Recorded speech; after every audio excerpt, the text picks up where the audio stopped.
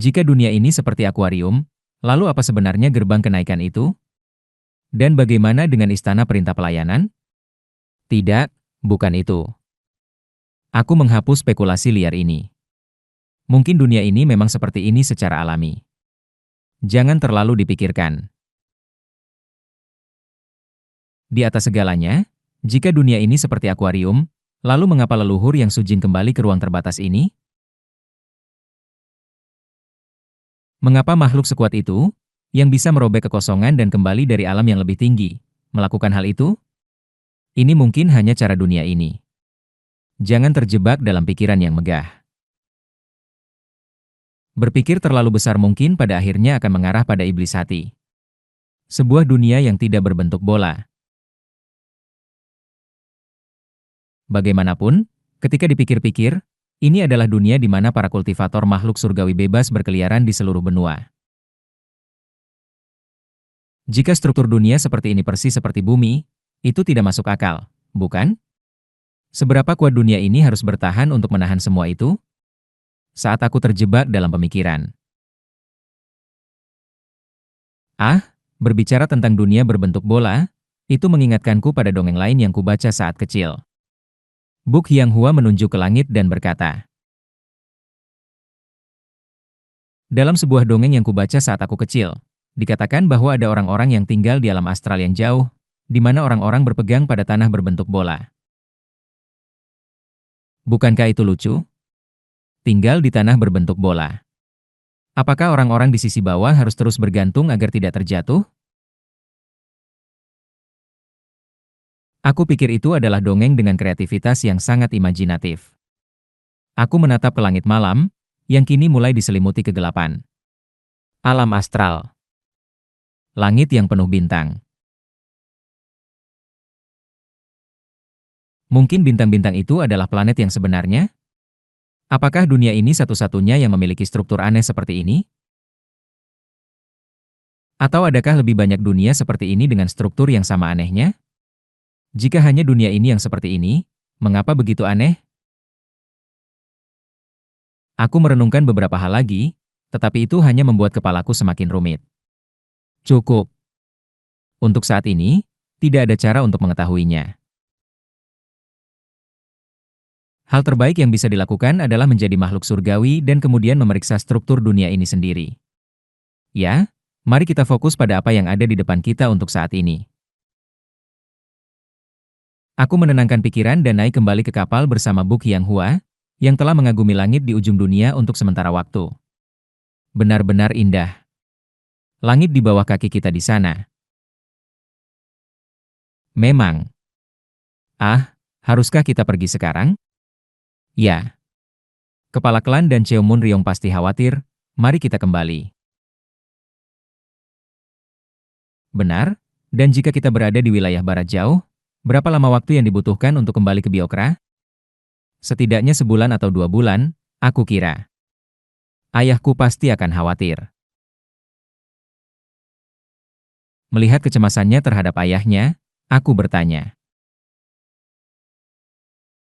Awalnya, hadiah untuk taruhan Nona Buk bukanlah artefak sihir, tetapi perjalanan dengan Nona Buk sendiri. Bagaimana kalau kita menganggap ini sebagai perjalanan kali ini? Menjadi terburu-buru kembali sudah dihitung sebagai perjalanan? Apakah kultivator Seo tidak merasa sayang? Apa yang perlu disesali? Aku pada dasarnya adalah seorang pengembara yang biasa berkeliling dunia, jadi aku sudah banyak melakukan perjalanan. Mendengar kata-kataku, dia tersenyum lembut dan menatap lautan malam. Aku merasakan sedikit penyesalan dalam niatnya. Dalam perjalanan kembali, mari kita tetap melakukan sedikit tur ke tempat-tempat seperti Shengzi dan Yangwo. Ya, itu juga akan menyenangkan. Mengapa sepertinya dia masih tidak bersemangat? Perasaan penyesalannya tetap ada, membuatku bingung. Beberapa hari kemudian, kami bergerak ke arah timur, dan akhirnya kami bisa mencapai pegunungan di mana sekte petir surgawi emas pernah berada. Tempat ini disebut puncak surga hancur di pegunungan tempat sekte petir surgawi emas berada. Nona Buk pasti pernah mendengarnya, kan? Buk Qianghua terpesona oleh keindahan pemandangan puncak surga hancur. Tempat-tempat yang dihancurkan olehku dan Kim Yang Hun di kehidupan sebelumnya masih utuh, mengingatkanku pada kenangan. Menunjuk ke salah satu puncak, dia berkata, "Aku pernah membacanya dalam teks kuno. Puncak tertinggi dulunya menampung bendera petir surgawi, sebuah harta suci dari sekte petir surgawi emas. Dikatakan bahwa itu adalah harta abadi yang luar biasa. Sebagai seorang pengrajin, sangat disayangkan aku tidak pernah melihatnya. Aku ingin melihat salah satu dari 3 harta besar dunia, tetapi aku hanya melihat kapal menyeberang neraka yang hancur. 3 harta besar mengacu pada harta suci dari 3 sekte yang terkenal di seluruh benua. Kapal menyeberang neraka dari lembah hantu hitam. Bendera petir surgawi dari sekte petir surgawi emas. Armor langit biru dari sekte penciptaan surga. Setiap harta ini adalah harta abadi atau harta dharma unik yang setara dengan harta abadi dalam arti pentingnya. Terutama yang sangat diperhatikan adalah bendera petir surgawi dari sekte petir surgawi emas, yang merupakan harta abadi sejati, sesuai dengan legenda bahwa Dewa Emas yang suci menggunakannya di alam abadi.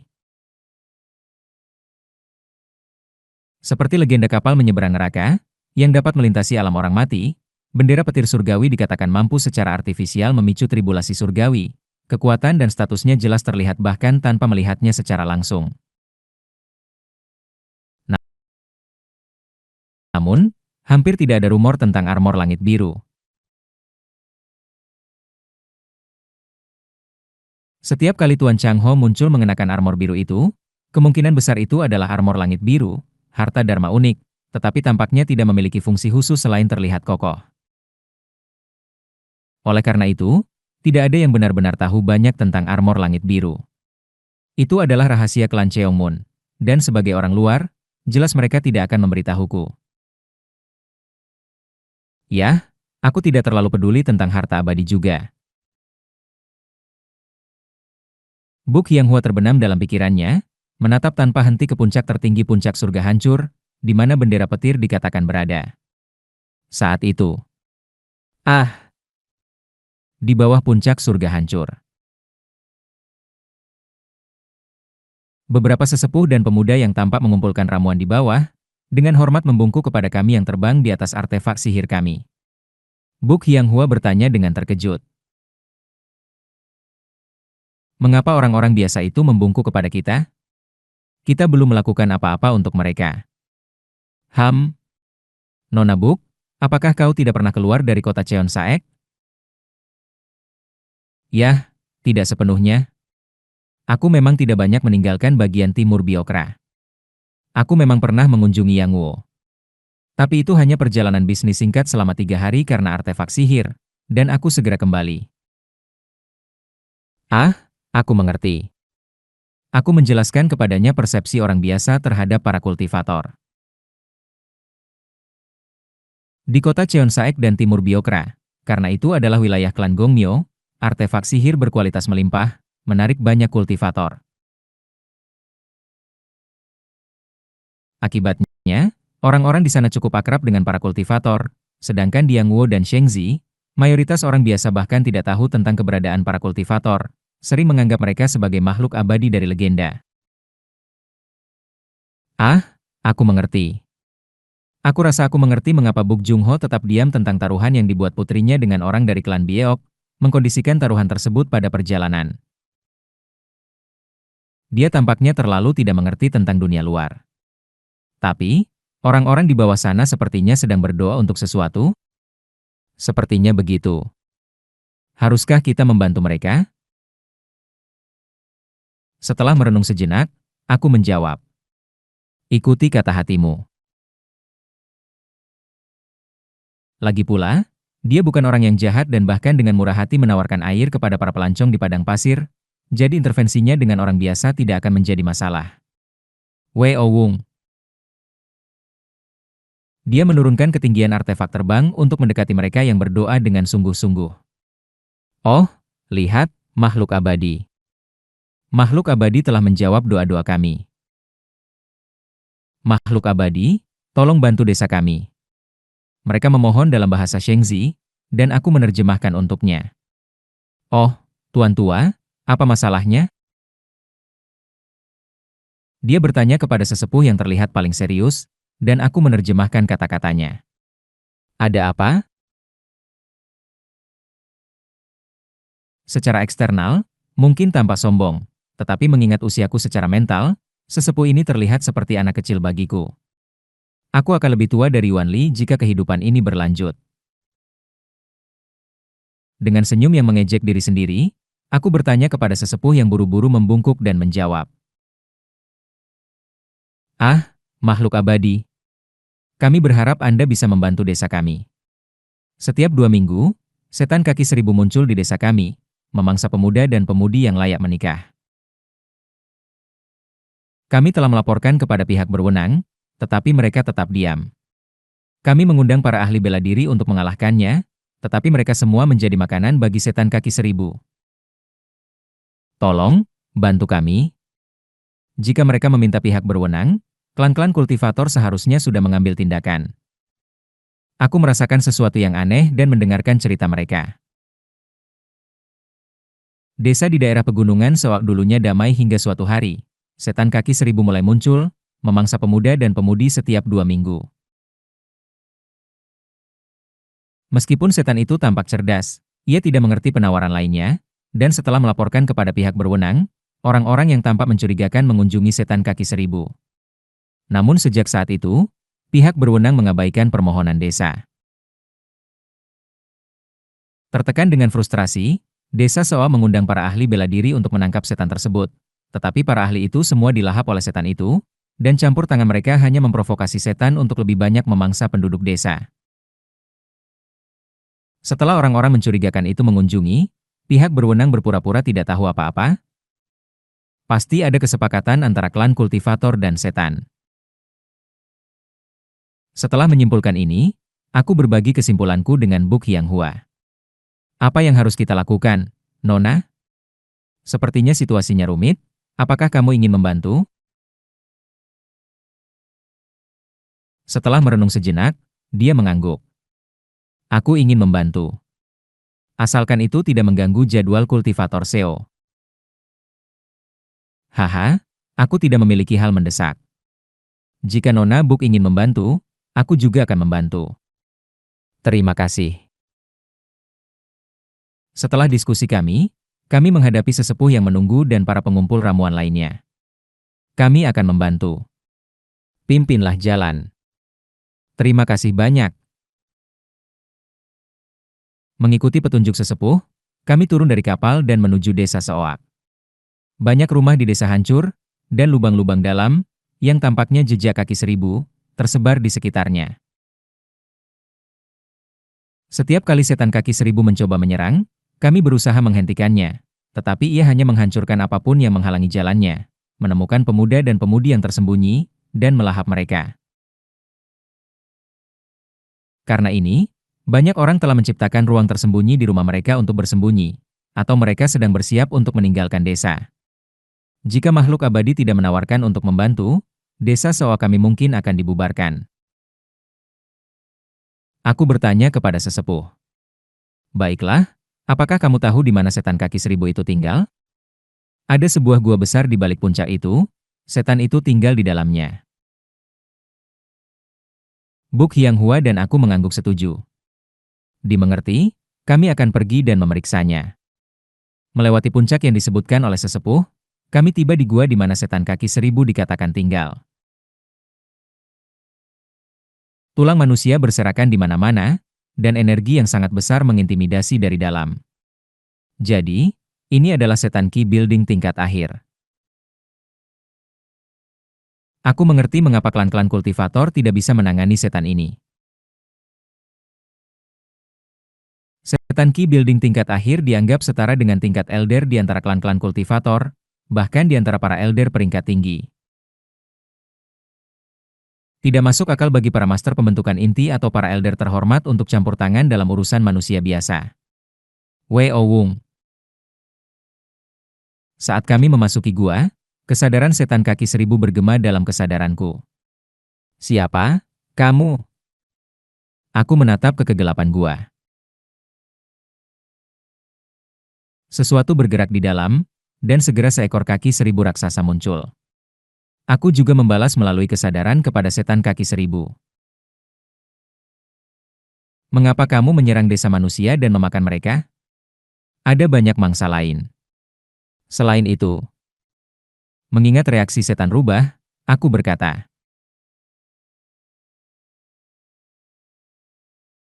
daging manusia tidak tampak begitu enak bagi jenismu, jadi mengapa secara khusus berburu manusia?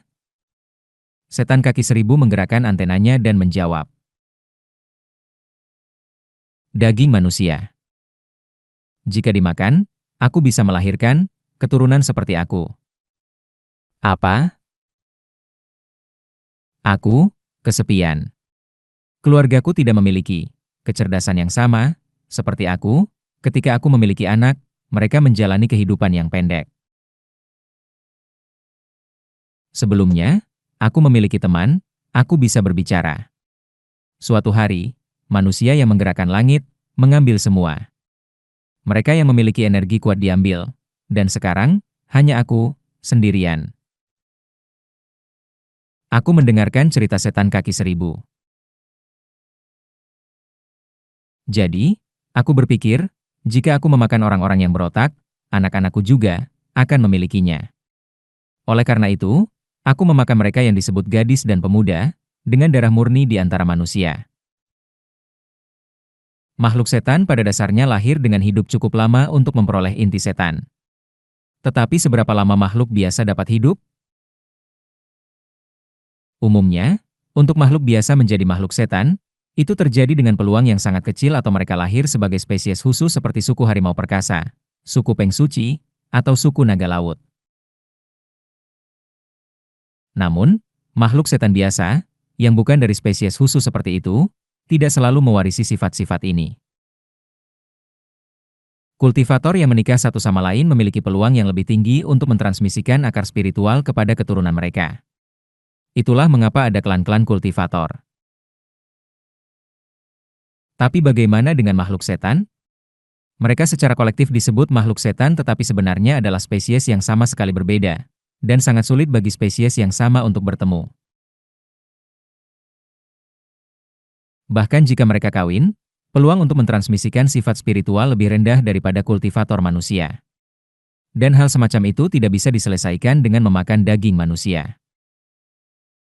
Memakan mereka tidak akan membuat anak-anakmu lahir dengan inti setan. Tidak, mereka pasti akan. Siapa yang memberitahumu itu? Instinku. Manusia, bahkan tanpa inti setan, cerdas. Pasti, jika aku memakan manusia yang cerdas. Aku memotong pembicaraan setan kaki seribu. Tidak ada hal semacam itu. Satu-satunya cara agar anak-anakmu menjadi seperti kamu adalah mereka bertahan cukup lama untuk terbangun dan merangkul sifat spiritual mereka dan membentuk inti setan mereka sendiri. Tidak. Jenismu, yang memiliki kekuatan spiritual, datang kepadaku, berkata mereka mendukungku. Mereka membiarkanku, mengonsumsi desa, meminta kulitku yang terkelupas sebagai imbalan. Tampaknya klan-klan kultivator membiarkan setan kaki seribu sendirian sebagai imbalan untuk kulitnya yang terkelupas. Bagi klan-klan kultivator, kehilangan satu atau dua desa biasa adalah hal yang tidak signifikan, dan setan kaki seribu ini secara tak terduga kuat, jadi mereka berpura-pura mendukungnya sambil mengambil kulitnya yang terkelupas. Mereka hanya menipumu dengan dukungan mereka yang disebut itu. Dorongan mereka tidak secara mendadak membuat anak-anakmu menjadi luar biasa. Kebohongan. Jangan berbohong. Hentikan. Setelah mendengar kata-kataku, setan kaki seribu tiba-tiba melengkungkan tubuhnya dengan marah. Anak-anakku, semua menjadi aku. Kalian berdua, gadis dan pemuda murni, aku makan kalian, mungkin itu mungkin. Guntur. Setan kaki seribu melilitkan tubuhnya dan mengeluarkan racun. Aku melawan racun itu dengan kekuatan spiritualku dan memandang Buk Hyang Hua. Sepertinya komunikasi tidak ada gunanya. Sepertinya makhluk ini sudah mengonsumsi puluhan orang.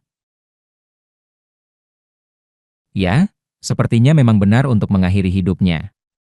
Dia menutup matanya dengan sedih, melihat tulang manusia yang berserakan di seluruh gua.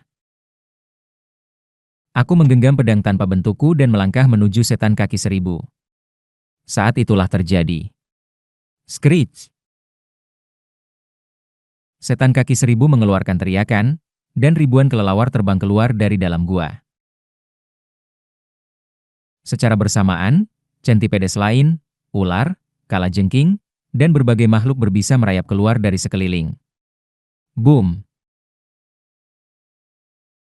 Setan kaki seribu meluncur ke arahku, yang telah menarik pedang tanpa bentuk, dan aku terlempar keluar dari gua. Makhluk itu merasakan kekuatan spiritual murniku, menyerangku terlebih dahulu, dan makhluk berbisa yang dipanggil oleh setan kaki seribu menyerang dia. Nona Book, apakah kau baik-baik saja? Aku berteriak padanya, yang menjadi target makhluk berbisa, dan Book Yang Hua diam-diam mengaktifkan perangkat penyimpanannya. Tut, tut, tut tut tut tut.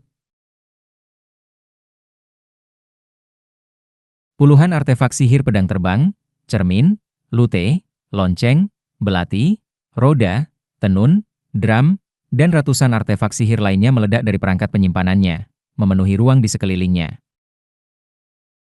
Jangan khawatir tentangku, Guntur. Banyak artefak sihir secara bersamaan diaktifkan, memancarkan cahaya.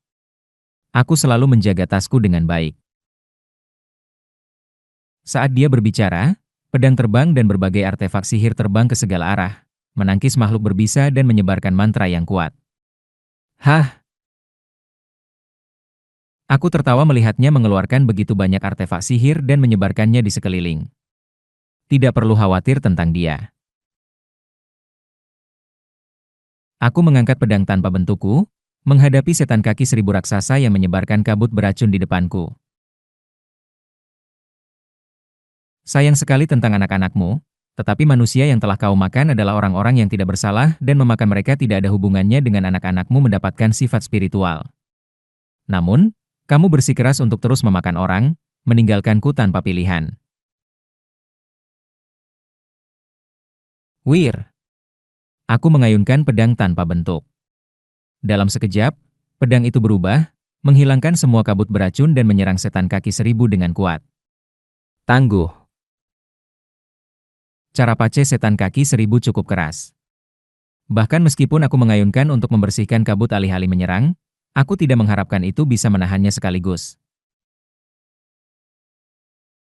Tentu saja, setan kaki seribu, setelah terkena serangan dari pedang tanpa bentuk, memuntahkan darah beracun dan terhuyung-huyung.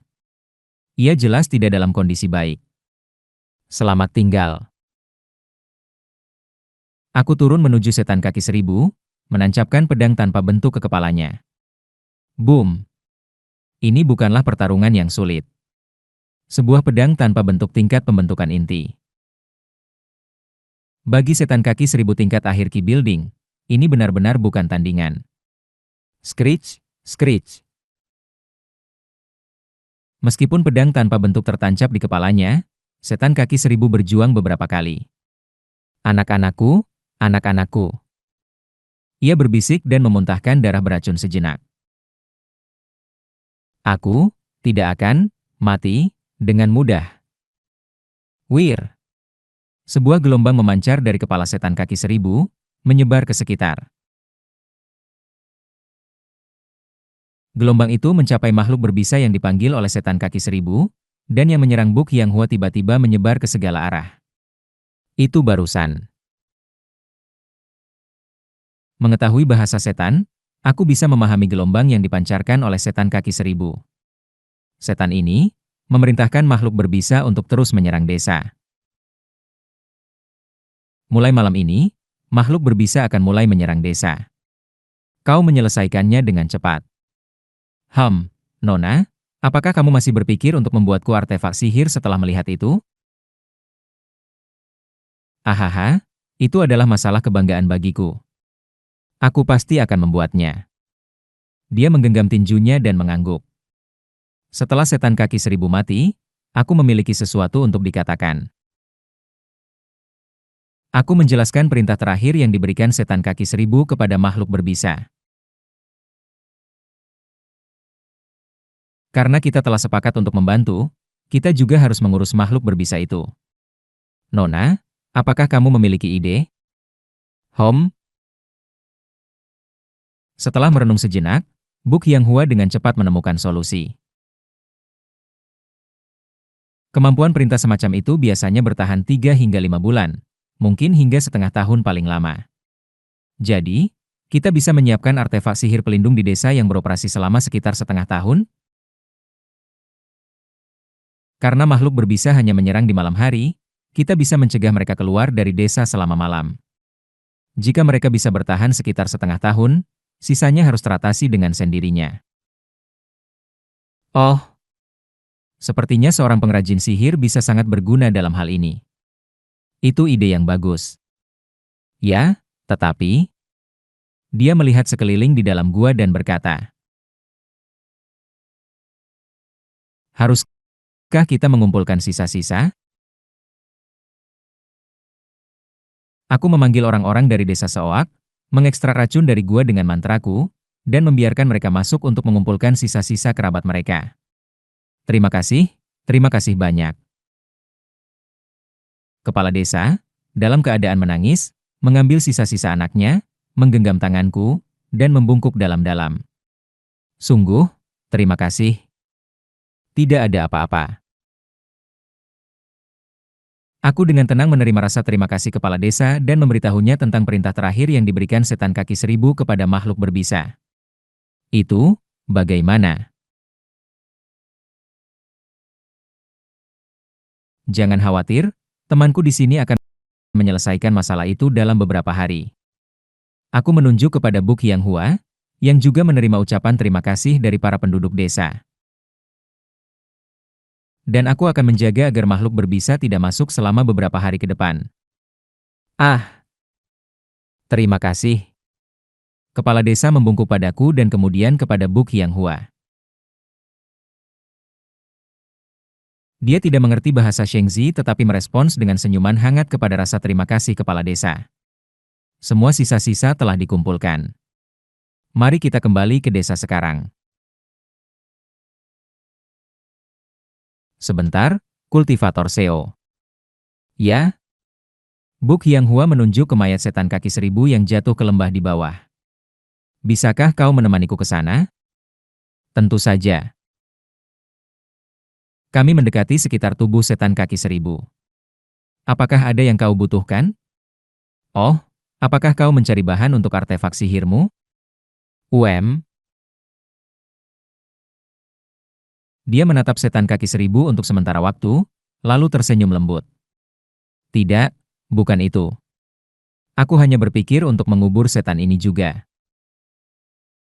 Buk Yanghua mendekati setan kaki seribu dan melanjutkan. Bagaimanapun, setan ini adalah ibu bagi anak-anaknya. Meskipun itu adalah setan jahat yang memangsa orang-orang yang tidak bersalah, tindakannya didorong oleh cinta seorang ibu, sehingga sulit untuk melihatnya sebagai murni jahat. Dan dia memainkan Norigae gioknya saat berbicara. Itu entah bagaimana mengingatkanku pada ibuku sendiri. Aku mengerti. Mari kita kuburkan bersama. Kami secara bersamaan menggunakan mantra bumi untuk mengubur setan kaki seribu. Setelah itu, Buk Yanghua mengambil gelang kaca dari perangkat penyimpanannya dan meletakkannya di atas kuburan. Dikatakan di Biokra, bahwa mereka meletakkan artefak kaca di atas kuburan orang yang meninggal. Sekarang mari kita pergi. Ya? Aku mengikuti Buk Yanghua, melirik terakhir kali ke kuburan yang dia buat untuk setan kaki seribu, dengan gelang kaca berkilau di atasnya. Desa Seoa berada dalam suasana meriah. Setelah mengumpulkan sisa-sisa yang telah meninggal dan setelah periode berkabung, hilangnya ketakutan dan prospek tidak perlu melarikan diri dari desa tampaknya sangat mengangkat semangat penduduk desa. Kami berencana mengadakan festival desa yang sederhana, menggabungkannya dengan upacara peringatan untuk yang telah meninggal. Apakah kedua makhluk abadi ini bersedia memberi kehormatan pada festival ini dengan kehadiranmu?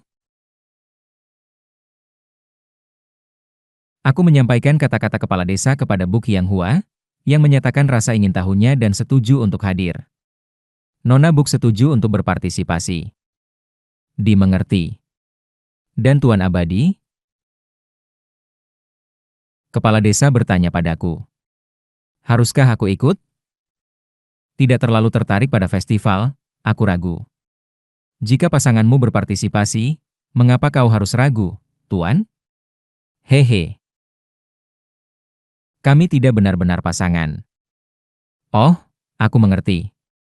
Kalian belum menikah? Tidak, Nona Buk sebenarnya bertunangan dengan orang lain. Oh, aku minta maaf. Tidak apa-apa. Aku akan menjaga pinggiran desa dari makhluk berbisa sementara kalian bersiap untuk festival. Setelah menjelaskan festival kepada Bu Qianghua, aku menuju pinggiran desa. Matahari hampir terbenam. Saat itu, aku melihat seorang gadis kecil di luar desa yang memegang sebuah buku. Anak, kembali ke desa. Festival akan segera dimulai. Oh, Tuan Abadi. Anak itu memandangku dan menjawab. Aku sedang menunggu kakakku. Dia bilang dia akan segera kembali. Begitu? Kakakmu pergi kemana? Kakakku pergi ke rumah kaya di balik gunung itu. Dia bilang dia akan kembali setelah bekerja di rumah kaya di balik gunung itu. Gunung yang ditunjuk anak itu adalah tempat tinggal setan kaki seribu. Aku menatap anak itu yang dengan polos memegang buku dan menunggu, tidak tahu harus berkata apa, dan terdiam sejenak. Ngomong-ngomong, apa itu buku? Oh, ini adalah buku yang penuh dengan cerita-cerita lama. Kakakku bilang dia akan membacakannya untukku ketika dia kembali, jadi aku menunggu di sini. Aku memandang anak itu dengan perasaan campur aduk. Sudah larut, mengapa kau tidak masuk? Aku akan menunggu sedikit lebih lama. Para orang dewasa di desa berkata, banyak orang telah kembali hari ini. Kakakku juga akan kembali. Anak, biarkan aku membacakan buku itu untukmu. Aku ingin kakakku membacakannya untukku. Aku kan makhluk abadi, bukan? Jika aku membacakannya untukmu, itu akan membawakanmu berkah. Anak itu memandangku dengan mata polos dan bertanya. Benarkah? Tentu saja. Kalau begitu, tolong bacakan. Aku mengambil buku cerita dari anak itu dan menggunakan mantra bumi untuk mengangkat sedikit tanah, menciptakan kursi agar kami bisa duduk. Wow, menarik, bukan? Duduklah. Aku akan membacakannya untukmu. Aku membuka buku cerita. Kemudian, merasa seolah-olah bola mataku akan keluar, aku tanpa sengaja menghela napas. Apa? Di halaman pertama buku itu, ada subjudul. Bab 1, Kisah Sang Pengakhiran.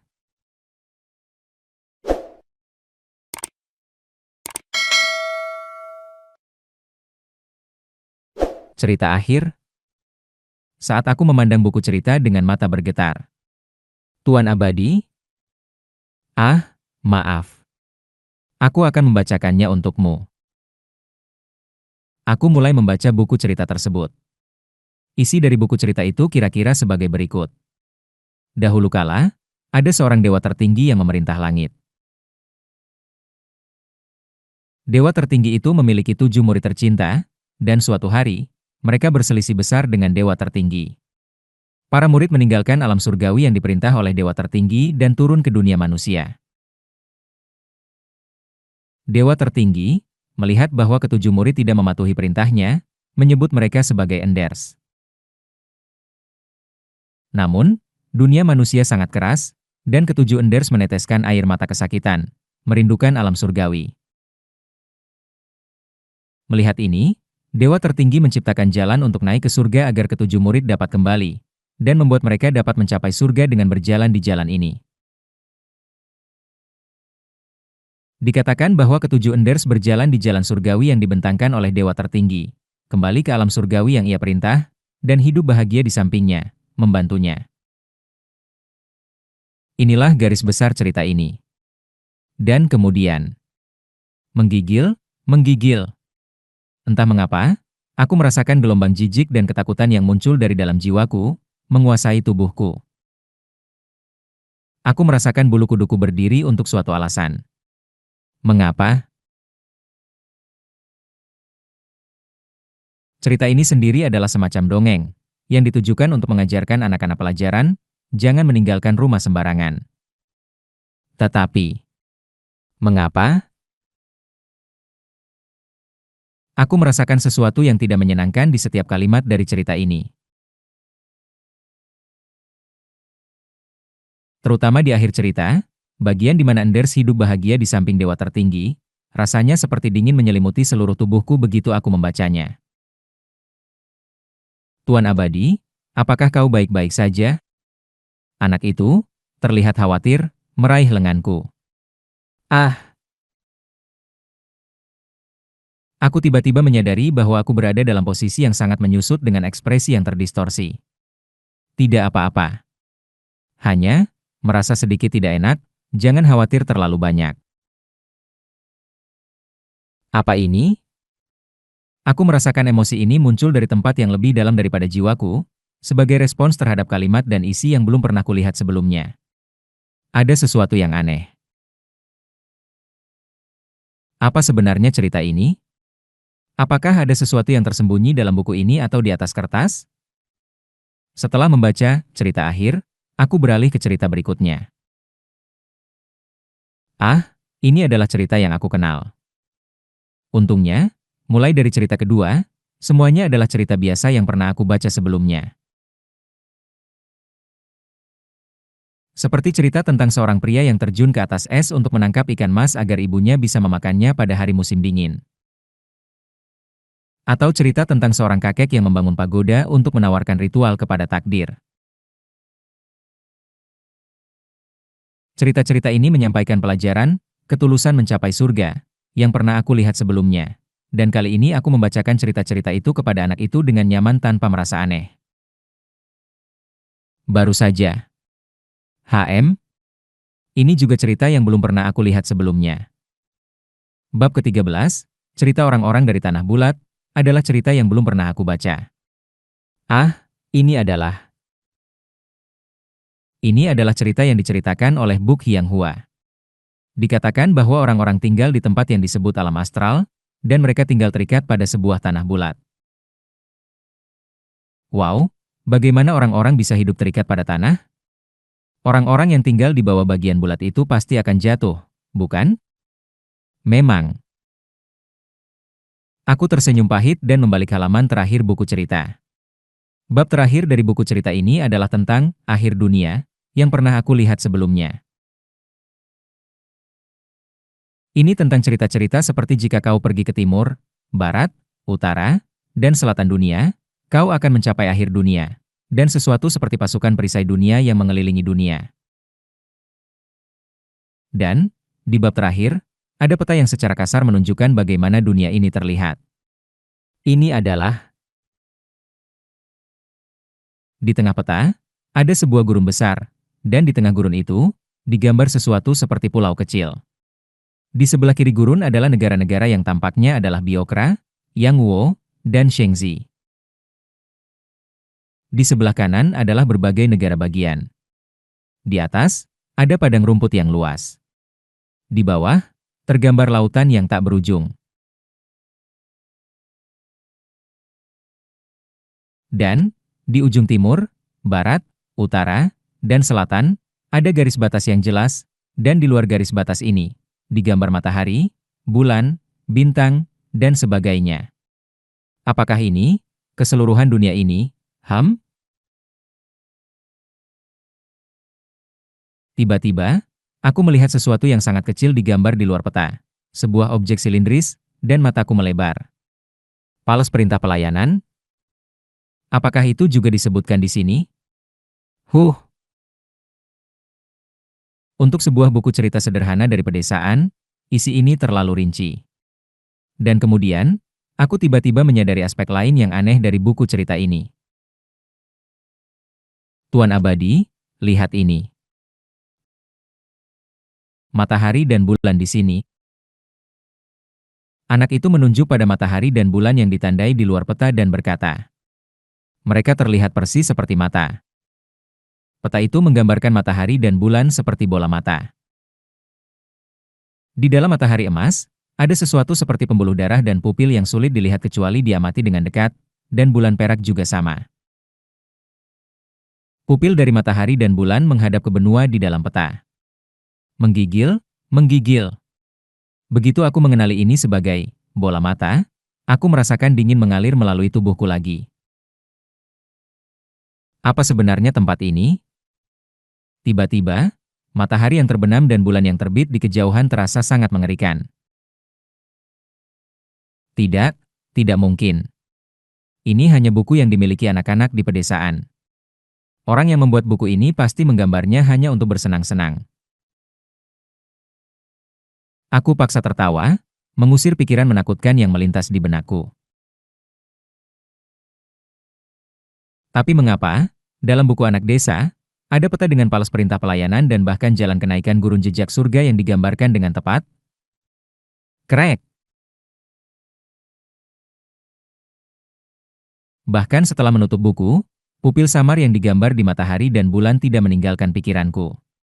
Apa yang ingin disampaikan oleh orang yang membuat buku ini?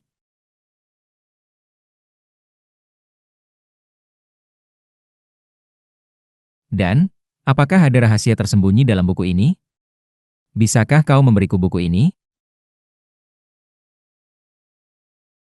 Huh, tidak. Aku harus membacanya dengan saudariku ketika dia datang.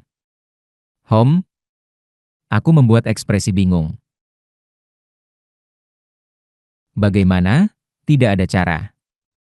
Gadis itu tampak cukup keras kepala. Kemudian, aku melihat matahari terbenam di kejauhan. Malam akan segera tiba.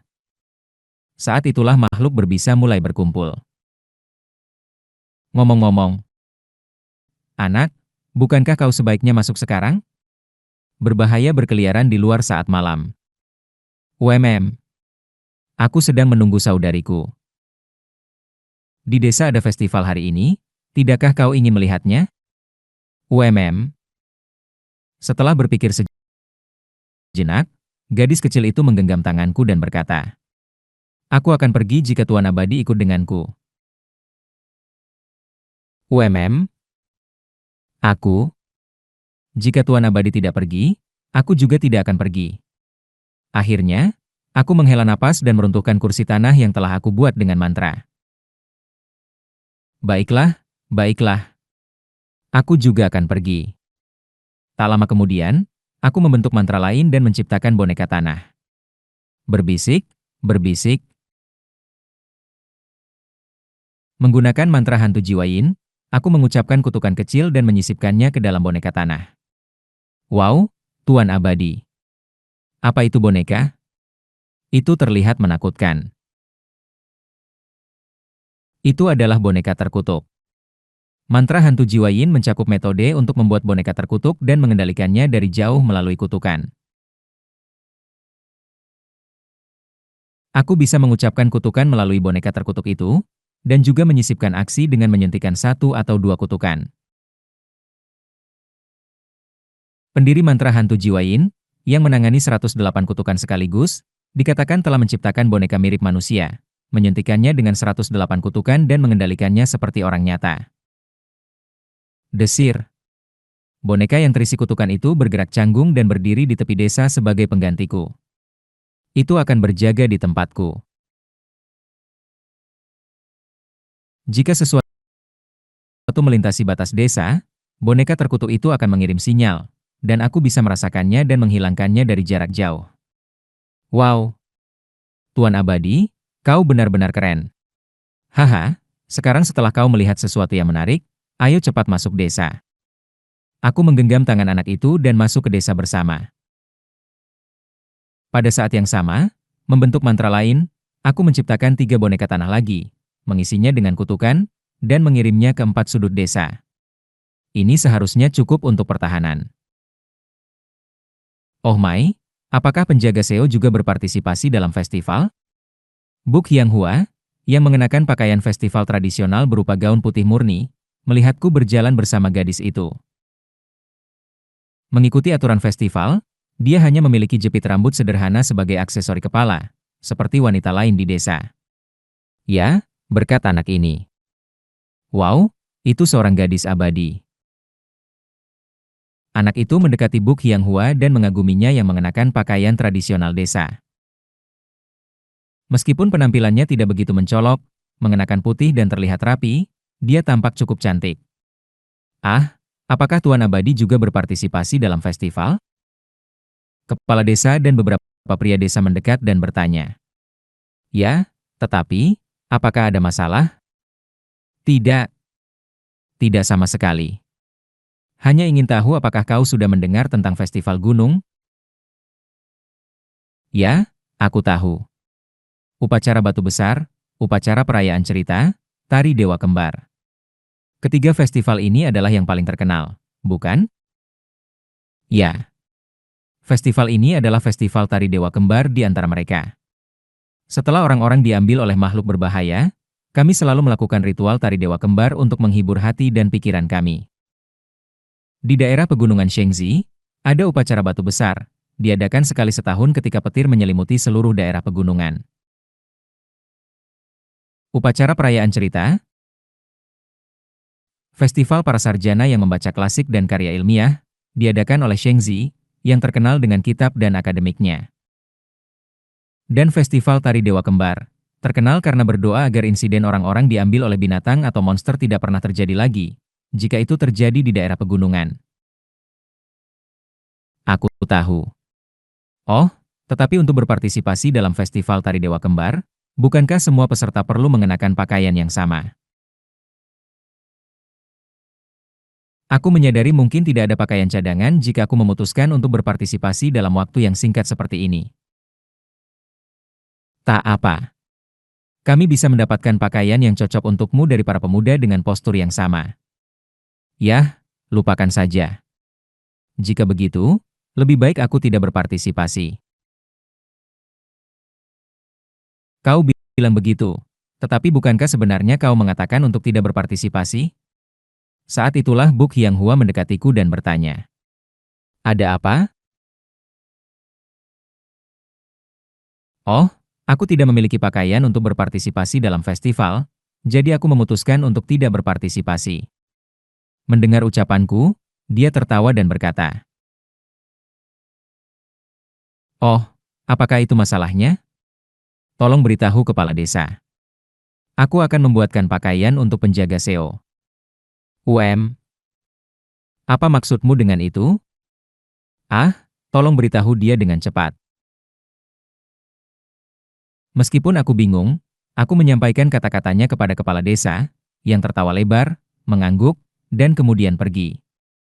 Tidak, Nona Buk. Festival akan segera dimulai. Tidak apa-apa, cukup rentangkan tanganmu. Dia dengan cepat mengeluarkan alat yang menyerupai pengukur dari perangkat penyimpanannya, mengukur tubuhku, dan kemudian mengeluarkan sesuatu yang lain. Boom! Bang! Dari perangkat penyimpanannya, sesuatu seperti rumah model kecil melompat keluar dan kemudian jatuh di depan kami dengan keras. Ini, ini adalah Ini adalah bengkel portabelku. Tunggu sebentar. Aku akan membuatnya dengan cepat dan membawanya kepadamu. Setelah beberapa saat, terdengar suara gerakan cepat di dalam bengkel miliknya, dan dia keluar dengan jubah daois putih. Apakah ini pakaian yang sudah jadi dari dalam bengkel? Aku bertanya, melirik ke dalam bengkel, terkejut dengan kecepatan produksi yang tidak nyata. Mengapa aku memiliki pakaian tradisional daerah ini di dalam bengkel? Jangan ribut dan coba pakai. Apakah ini yang disebut bakat hukum pola luar biasa? Mereka yang memiliki bakat alami untuk membuat sesuatu. Aku tidak tahu tentang artefak sihir biasa, tetapi sepertinya dia akan membuat sesuatu seperti pakaian dalam waktu singkat. Aku tertegun sejenak dengan kecepatan itu, menerima pakaian, dan mengganti pakaian di dalam bengkel miliknya. Pakaian yang aku terima adalah jubah putih mengalir. Bahkan sepatu yang cocok sempurna, membuatku terlihat seperti bangau putih di mata orang luar. Ini sangat cocok untuk penjaga SEO, bukan? Terima kasih. Nona Book, kau juga terlihat sangat cocok. Oh, terima kasih. Boom. Dia kemudian mengecilkan bengkel portabelnya dan memasukkannya kembali ke perangkat penyimpanannya. Aku menuju ke lokasi festival yang akan segera dimulai. Di sana, kepala desa sedang sibuk mengawasi persiapan festival. Ah, Tuan Abadi. Kau telah tiba. Haha, kau terlihat baik. Sudah berapa kali kau melihat tari Dewa Kembar? Ah, sebenarnya, ini adalah pertama kalinya. Sampai sekarang, aku hanya membaca tentang festival ini dalam teks kuno. Kepala desa mengelus jenggotnya dan mengangguk. Merupakan kehormatan bagi desa kami untuk menunjukkan tari Dewa Kembar pertamamu, Tuan Abadi. Ini juga kehormatanku untuk menyaksikan tradisi yang telah berlangsung lama. Festival ini telah diwariskan selama 1600 tahun di daerah pegunungan Shengzi. Aku berharap kau menikmati. Aku bertanya, terkejut. 1600 tahun. Ini adalah festival yang sangat berakar dalam sejarah, bukan? Ya. Sebagaimana legenda, dahulu kala, dua dewa mengalahkan iblis terkenal di gunung-gunung ini, dan tari Dewa Kembar dimulai dari tarian yang mereka lakukan bersama. Oleh karena itu, ketika orang-orang diambil oleh monster atau makhluk berbahaya, kami melakukan festival ini, berdoa untuk kekuatan ajaib dari para dewa itu agar tragedi semacam itu tidak terjadi lagi. Kepala desa tiba-tiba tampak terharu dan menghapus air matanya saat berbicara. Sampai sekarang, desa terlalu dekat dengan habitat iblis kaki seribu. Jadi ketika orang-orang diambil, kami bahkan tidak bisa memikirkan untuk mengambil kembali tubuh mereka, apalagi mengadakan festival dengan harapan apapun. Tetapi sekarang, seperti para dewa legendaris, dua dewa muncul dan menyelamatkan desa kami. Dan aku tidak bisa memberitahumu betapa terharunya aku. Aku mendengarkan kata-kata kepala desa sambil menyaksikan persiapan festival. Tak lama kemudian, saat matahari terbenam, festival dimulai. Para wanita dan orang tua desa memainkan drum dan kecapi, sementara yang lainnya memetik pipa di rumah. Musiknya, meskipun tidak terlalu ceria, sesuai dengan suasana festival yang mencampurkan suasana menghibur yang telah tiada dengan melodi lembut.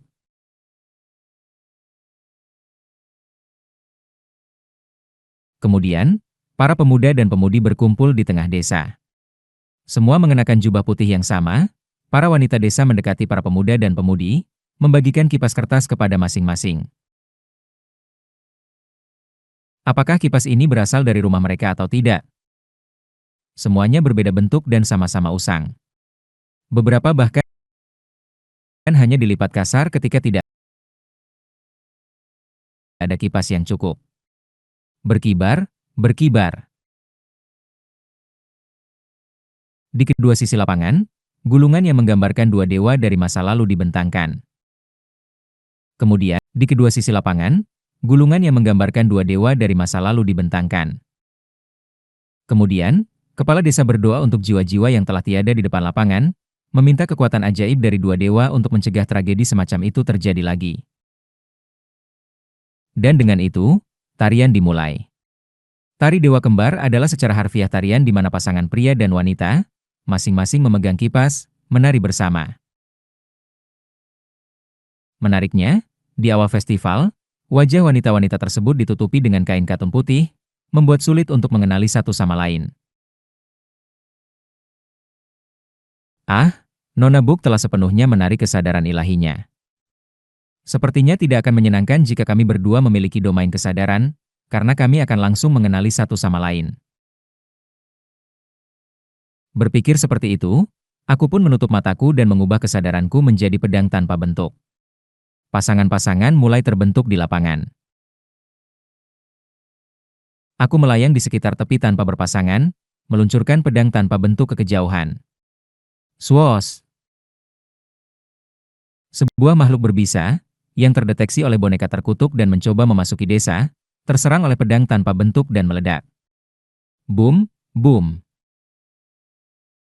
Aku menari dengan santai, lebih fokus pada pertahanan desa dari pusat. Sampai Buk Hyang-hua menciptakan artefak sihirnya dalam beberapa hari, adalah hal yang benar untuk melakukan yang terbaik dalam melindungi desa. Aku harus berlatih langkah kakinya di sekitar tepi. Sementara aku berlatih langkah kaki yang mirip dengan tari dewa kembar di sekitar tepi. Di kejauhan, seseorang melayang-layang seperti aku, menuju ke arahku. Mengapa kau melayang-layang juga? Dia tampak antusias untuk berpartisipasi dalam festival. Aku mendekati Buk Hyang-hua, yang sedang canggung berlatih gerakan tari. Saat aku mendekatinya, dia mengenaliku entah bagaimana dan menatapku. Apakah itu kau, penjaga Seo? Memang, ini Nona Buk. Mengapa kau melayang-layang di sini? Aku pikir kau bersemangat untuk berpartisipasi dalam festival. Ah, itu, tariannya sulit. Dia tertawa canggung. Rasa ingin tahuku muncul, dan aku bertanya. Ngomong-ngomong, bagaimana kau mengenaliku dengan kain katun menutupi wajahmu? Dia menyembunyikan kesadarannya di dalam kepalanya, seperti manusia biasa, untuk menikmati festival. Dia tidak bisa menggunakan kesadarannya, tetapi dia mengenaliku dengan segera. Dengan kain katun menutupi bagian depan, kau hanya bisa melihat sisi dan kaki orang di depanmu. Bagaimana aku tidak bisa mengenalimu, penjaga Seo? Pakaian, sepatu, semua itu aku buat. Mengapa aku tidak mengenalinya? Dia membalas. Dan bagaimana kau mengenaliku, penjaga Seo? Wajahku tutup, dan tidak ada perasaan kesadaran. Ah, itu. Aku mulai menjawab sambil mencocokkan gerakan tari kami. Aku mengingat napasmu, detak jantungmu, bentuk tubuhmu, aroma, bentuk tanganmu, dan sebagainya. Bahkan jika wajahmu tertutup, hal-hal itu tidak berubah. Mendengar kata-kataku, dia terkejut dan bertanya. Mengapa kau mengingat hal-hal seperti itu? Ah, itu karena.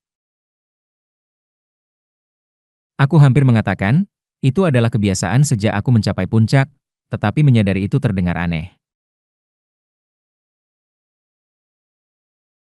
Meskipun maksudku adalah puncak seni bela diri, dia mungkin tidak tertarik pada ranah seni bela diri.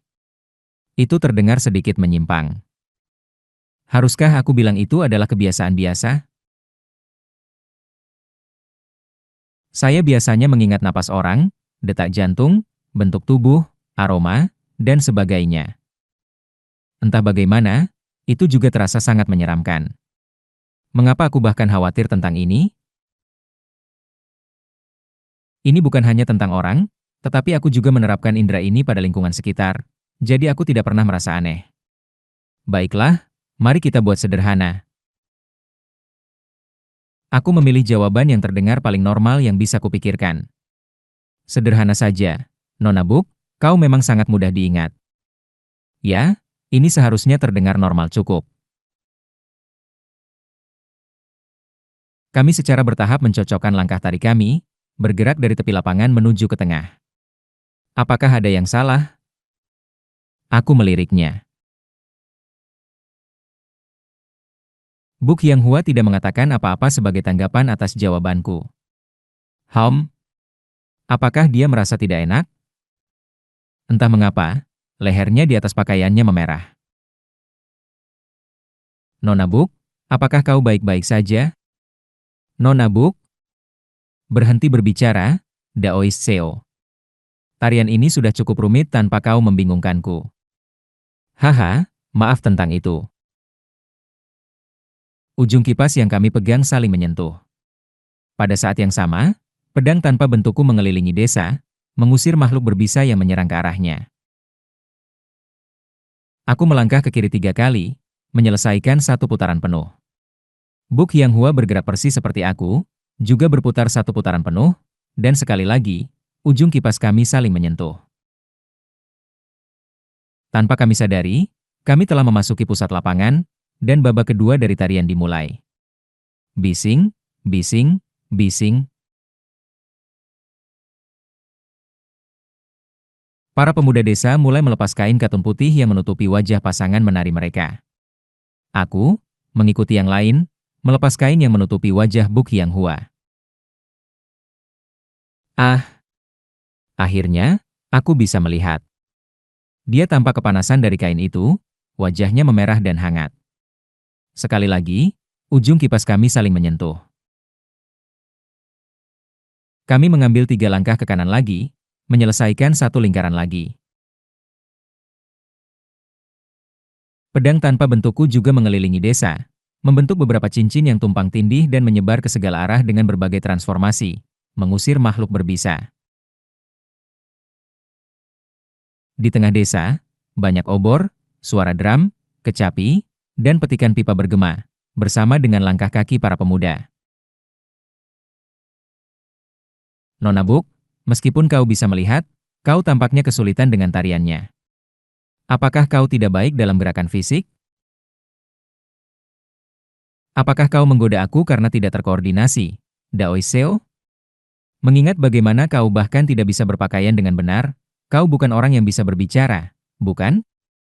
Haha, mohon maaf.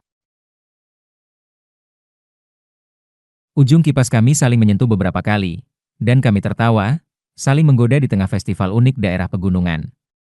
Beberapa tertawa, beberapa menangis, dan beberapa memukul drum. Yang lain berdoa di depan gulungan yang menggambarkan 2 dewa. Di gulungan itu ada seorang dewa yang mengayunkan tombak dan seorang dewa dengan kipas bersirip, digambarkan setelah mereka mengalahkan iblis jahat. Kedua dewa, setelah meletakkan senjata mereka, digambarkan sedang menari dalam lingkaran, memegang kipas. Dewa yang menutupi wajahnya dengan kain dan yang lainnya dengan kipas bersirip hanya digambarkan dengan mulut mereka, tetapi keduanya tersenyum lembut satu sama lain.